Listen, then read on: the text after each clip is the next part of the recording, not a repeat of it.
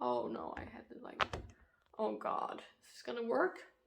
I don't know. Hey everyone, my name is Anna, and these are 15 facts about me. Here we go. Fact number uno. My name is Ana Francisca da Silva, but you can call me Anna or Anne, Anna, Anna. You know, in whichever way you want to pronounce it, I really don't mind. Just call me Anna. Fact number two. I my actual name is pronounced in a certain way, but I never really care if people didn't say it the correct way, I guess. So my name is actually pronounced Ana Francisca da Silva.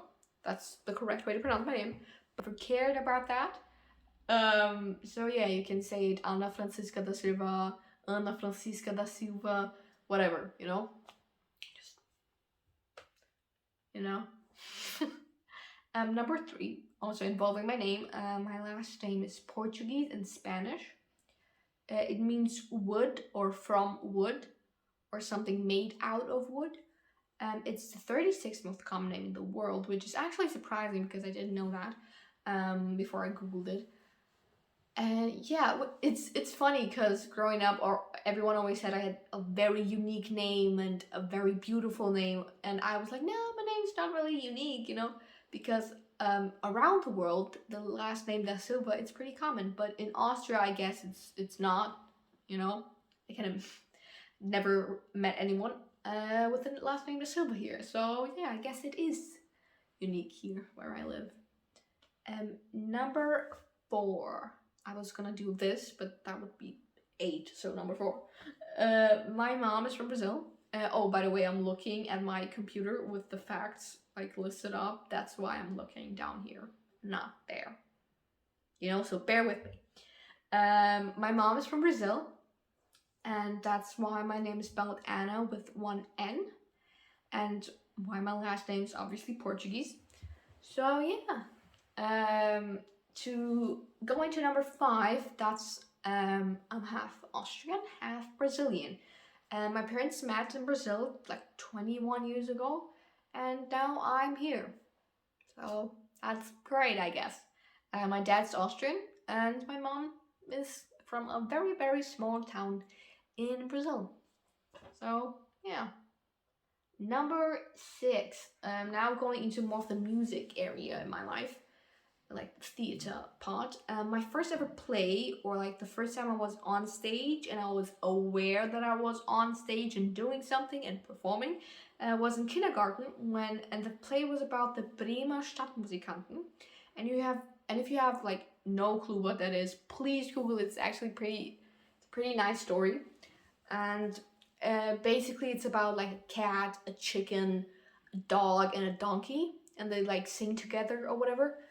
And yeah, and in the play I was the donkey steps, so I was knocking like 2 pieces of wood together to make it sound like the donkey was actually walking or like galloping, I guess. So yeah, I was making sound effects.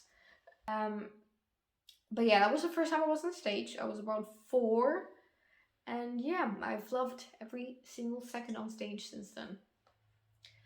Fact number 7, I was a big Hannah Montana like fan. I was a stan, obsessive.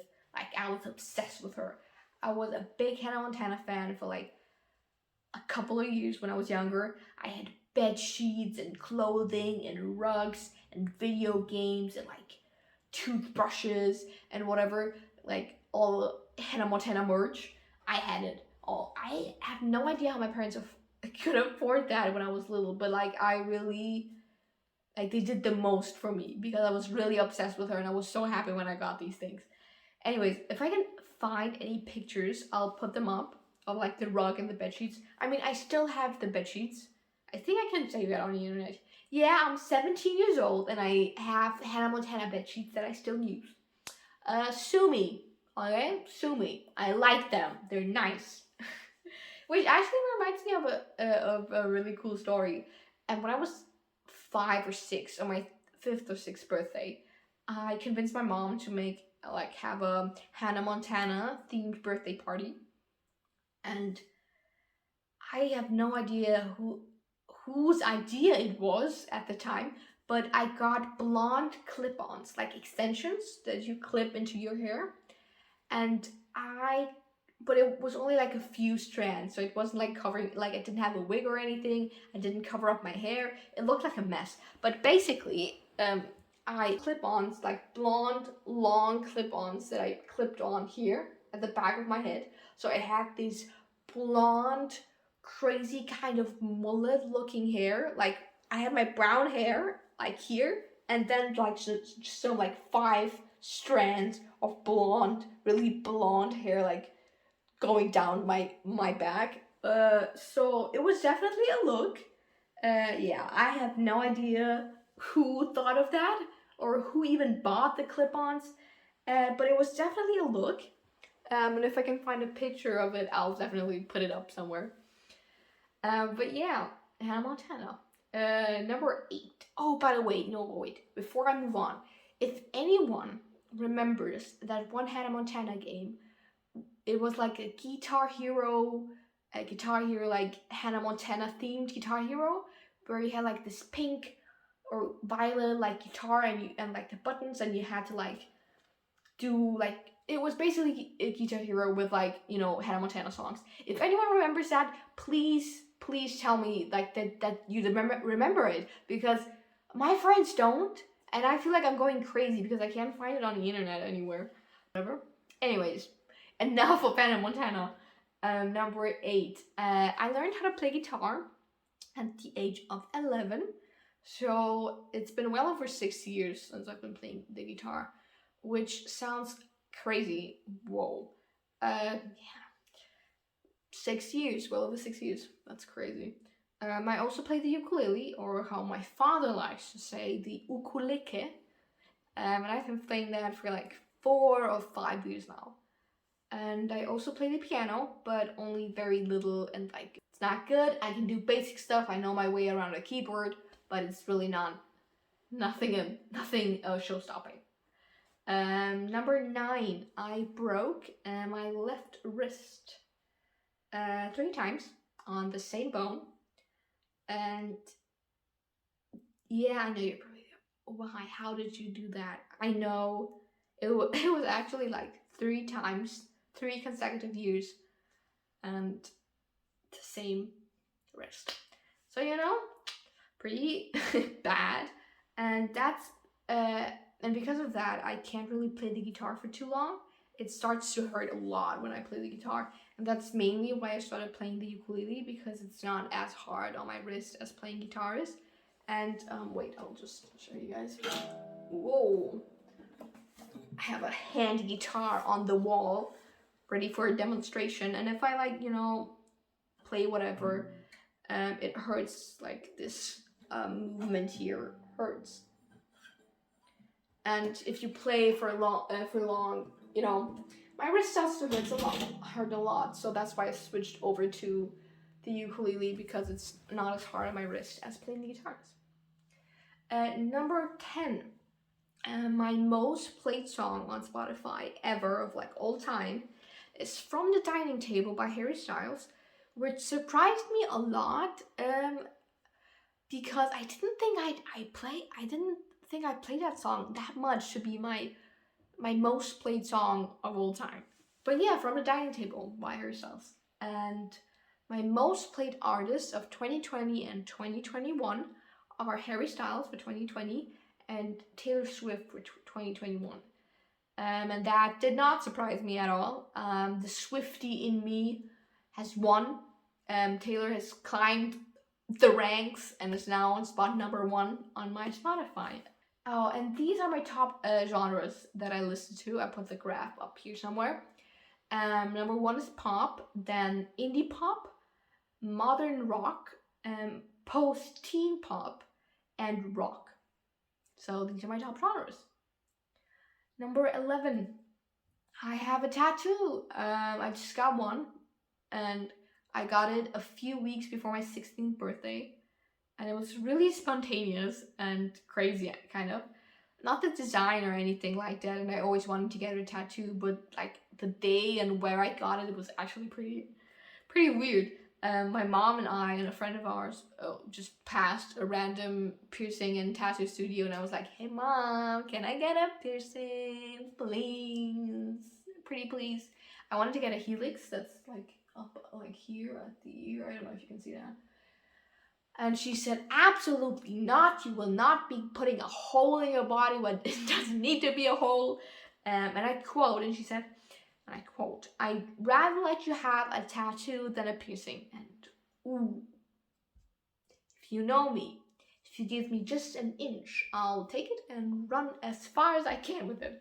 And that's exactly what I did. So I was like, "Oh, so if I go in there and like say, hey, I want to get a tattoo, you won't do anything because, you know, it's fine. It's better than a piercing." And she's like, "Yeah."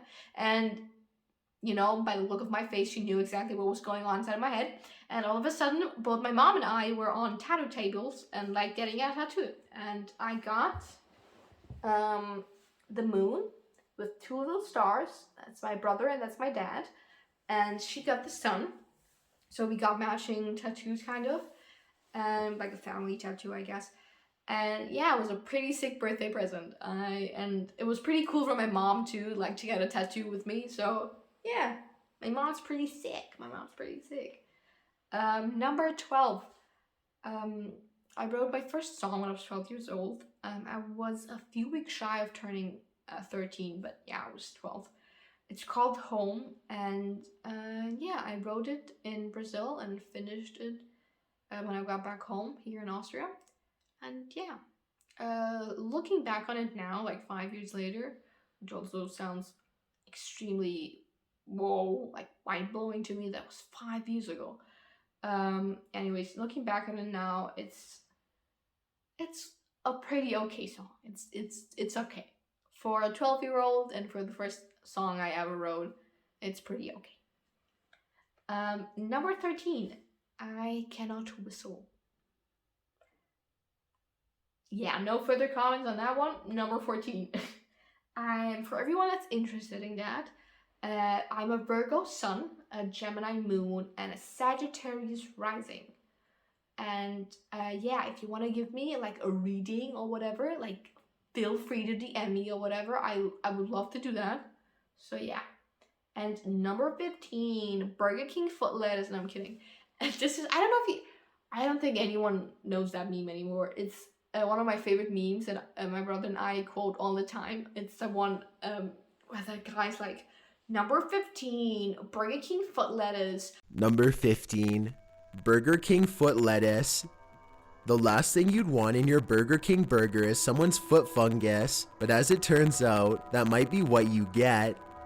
Stupid video and meme and whatever, but my brother and I quote that all the time. So every time I see the number 15, I'm like, number 15, Burger King foot lettuce.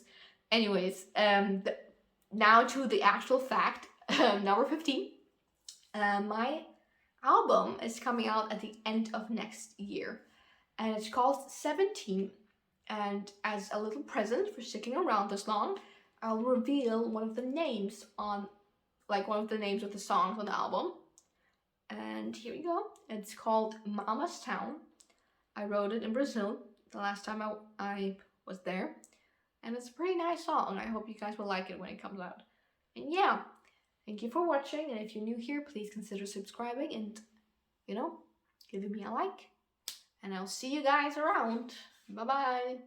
That was lame. Bye.